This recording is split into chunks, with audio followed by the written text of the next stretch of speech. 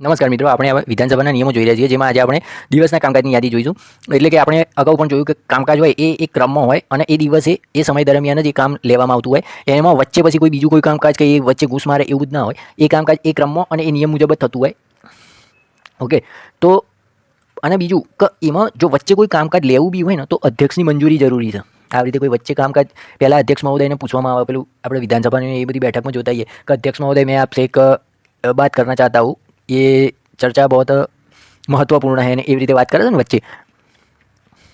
તો આપણે જોઈએ દિવસના કામકાજની યાદી સચિવ તૈયાર કરશે. સચિવના આ જ કામ હોય. એક તો યાદી તૈયાર કરવા એટલે ઘણા બધા કામ હોય, પણ સચિવના વિધાનસભા વખતે એક આ રીતે જે કામકાજ થઈ એની યાદી તૈયાર કરવાની. બીજું, એની નકલ દરેક સભ્યને મોકલી આપવામાં આવશે.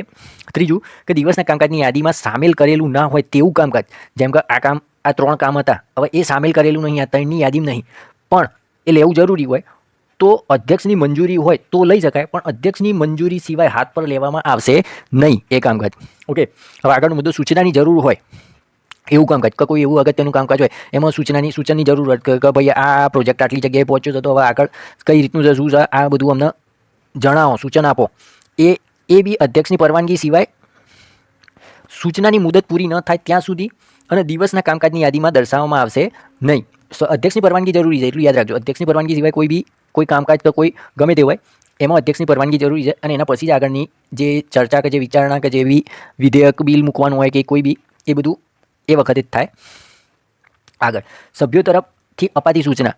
આ નિયમો અન્વયે આપવી જરૂરી હોય તેવી સૂચના એક તો લેખિત સ્વરૂપમાં આપવાની અને સચિવને ઉદ્દેશીને પ્રતિ સચિવશ્રી એ રીતે લખીને વિધાનસભાના સચિવ એ રીતે. પછી વખતો વખત પત્રક દ્વારા જાહેર કરવામાં આવે તે મુજબ જે ફોર્મેટ હોય એ મુજબ, અને કચેરીના નિયત સમય એટલે કે કચેરીનો નિયત સમય માનો કે 10:30 થી 6:10, મોસ્ટ ઓફ જે ઘણી બધી સરકારી કચેરીઓ એમાં 10:30 થી 6:10નો સમય હોય. એ નિયત સમય દરમિયાન ગુજરાત વિધાનસભા સચિવાલયમાં આપવાની રહે છે. પછી તમને એમ થયું કે રાતે 8 વાગે આપવા જવું, તો એવું ના હોય. નિયત સમય દરમિયાન આપીને જવાનું હોય લેખિત સ્વરૂપમાં સચિવશ્રીને ઉદ્દેશીને, અને જે પત્રક જે ફોર્મેટમાં આપ્યું હોય એ ફોર્મેટમાં. પછી કચેરી બંધ હોય ત્યારે કોઈ પણ સૂચના આપી જવામાં આવી હોય અથવા મળી હોય તો તે ત્યાર પછીના કામકાજના દિવસે મળી જાય એમ ગણાય. કોઈકને એમ થયું કે હેડો ભાઈ રવિવારે જતા આવીએ, ઓટો મારતા આવીએ, આપણે અમે ઘેર નવરાજ છીએ ને માહિતી હાલતા આવીશું, નામ કરતા આવીશું, એવું નહીં. એ જે સોમવારે હોય, સોમવારે એટલે સોમવારે જ પછી એ માહિતી તમે રવિવારે ભલે આપી જાય હોય, પણ એ ગણતરી તો સોમવારે જ ગણવામાં આવશે. એટલે કે કામકાજના દિવસે. પછી સોમવાર રજા હોય એટલે એવું નહીં કે સોમવાર કીધું હતું એટલે સોમવાર જ હોય. કામકાજના દિવસે જે દિવસ ચાલુ હોય, જેમ કે જાહેર રજા હોય કે એવું, રજા ના હોવી જોઈએ. જાહેર રજા કે કોઈ બી રજા એ કામકાજના દિવસે મળી જાય એમ જ ગણાશે. ભાઈ માનો કે રવિવારનો સોમવાર 2 રજા આવી, તો મંગળવારે એ કામકાજના દિવસે, મંગળવાર ચાલુ દિવસ હોય તો એ કામકાજના દિવસે મળી જાય એમ ગણાશે. ઓકે, તો હવે આગળની દરેક સૂચનાની મુદત જે દિવસે તે ગુજરાત વિધાનસભા સચિવાલયમાં મળી હોય તે દિવસ પછીના તરતના દિવસથી ગણવામાં આવશે. એટલે કે જે માહિતી આજે માનો કે મળી તો તે પછીના તરતના દિવસથી ગણવામાં આવશે. ઓકે, સૂચનાની મુદત ગણતી વખતે રજાઓ ગણતરીમાં લેવામાં આવશે નહીં.